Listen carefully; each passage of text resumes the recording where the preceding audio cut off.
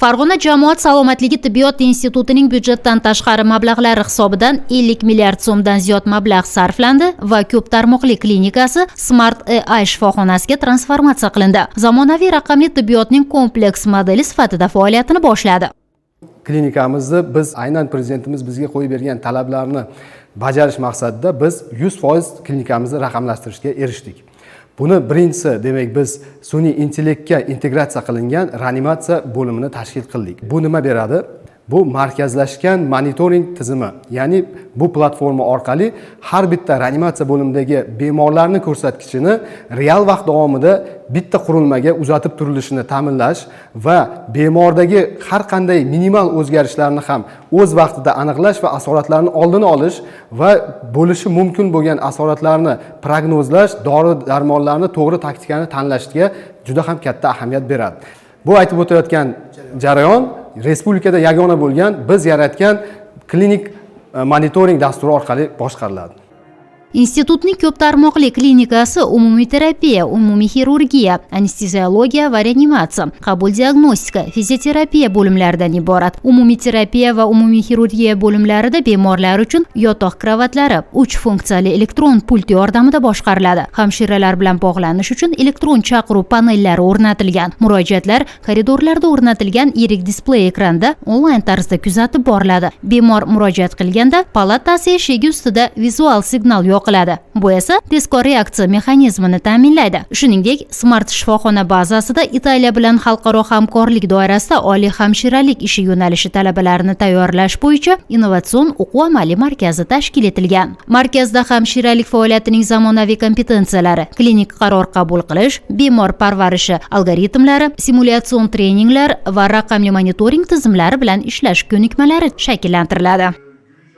Talabalarimiz mana shunday zamonaviy jihozlangan klinikada ham ta'lim olishadi, ham bir vaqtning o'zida prezidentimiz oldimizga qo'ygandek, bugun dunyo talabiga javob beradigan kadr bo'lib yetishadi. Sababi bugun bizni institutimizda ta'lim jarayonlari klinik fikrlashga yo'naltirilgan ta'lim, ya'ni xalqaro standartlarga javob beradigan ta'lim dasturlari yo'lga qo'yilgan. Bitiruvchi talabalarimiz xalqaro dasturlardan o'sha Amerikani USML dasturini birinchi bosqichidan muvaffaqiyatli o'tgan talabalarimiz bor. Bu ham bo'lsa, ana shu xalqaro dasturlarga mos tarzda ta'lim jarayonini shakllantirganimiz, tashkil qilganimiz va bugungi kunda klinikamiz ushbu bilimlarini yana-ham mustahkamlashga asos bo'lib beradi.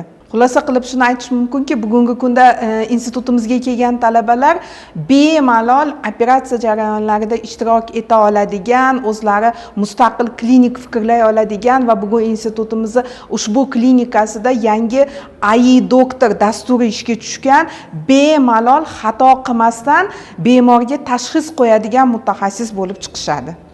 Klinikaning ochilish marosimi katta tantanaga aylanib ketdi. Unda viloyat, shahar va tuman hokimlarining o'rinbosarlari, tibbiyot birlashmasi rahbarlari, Oliy Majlis Qonunchilik palatasi deputatlari hamda Sog'liqni saqlash vazirligi mas'ullari, oliygohlar rektorlari va keng jamoatchilik vakillari ishtirok etdi. Tantanada so'z olganlar davlat rahbarining tibbiyotni yuksaltirishga bergan e'tibori tufayli tibbiy xizmat sifati yil sayin yuksalayotganligiga to'xtalib o'tdilar. Bugungi kunda Farg'onada 2 ta, respublika bo'yicha 18 ta tibbiyot oliygohlari faoliyat ko'rsatmoqda. Ularda tahsil olayotgan 90 mingdan ziyod talabalarning 11 ming nafari xorijliklardan iborat. 2025-yilda Farg'ona viloyatida 87 ta davolash maskanlari foydalanishga topshirildi.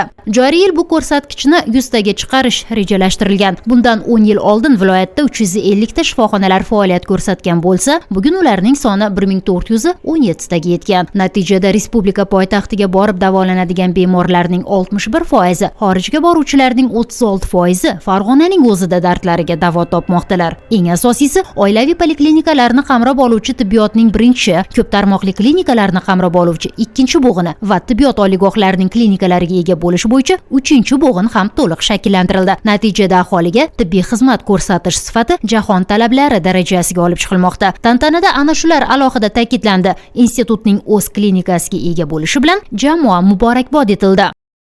Men Hamroboy Soljon, Qirg'iziston Respublikasining Botken oblasidan keldim bugun. Birinchidan, meni shu yerda turganim o'zi bir katta baxt. Nima uchun? Ikki respublikani bir-biriga bo'lgan aloqalarni, chegaralarni ochib, bir-biriga bo'lgan do'stlikni bir-biri bilan almashish vaqti keldi. Bunga shukr qilishimiz kerak. Bugungi bu yerda qilayotgan islohotlarni ko'rib, odam quvonishdan boshqa hech narsa yo'q. Oldin vrach misol uchun analiz diagnoz qo'ysa, iskusiv intellektga berganda vrachni qo'ygan diagnozini yo to'g'ri, yo noto'g'ri. Ikkinchisi dori bergan bo'lsa, aytaylik 10 ta dori yozgan bo'lsa, bu sistema 8 tasini yo'q qilib 3 tasini qo'yadi. Bunda aytganda ham vrachlarga, ham odamlarimizga shu oxirgi tochka diagnoz olib chiqib beradi, odamni tuzalishi yaxshi bo'ladi. Ramziy tasma qirqildi. Tadbir ishtirokchilari Smart AI shifoxonasida bemorlarni qabul qilish, aniq tashxis qo'yish, sifatli davolash uchun yaratilgan sharoitlar bilan tanishdilar. Klinikaning eng so'nggi rusumdagi zamonaviy tibbiy asbob uskunalar, texnologiyalar bilan jihozlanganligi hamda sun'iy intellektdan samarali foydalanish jarayonlari ko'zdan kechirildi.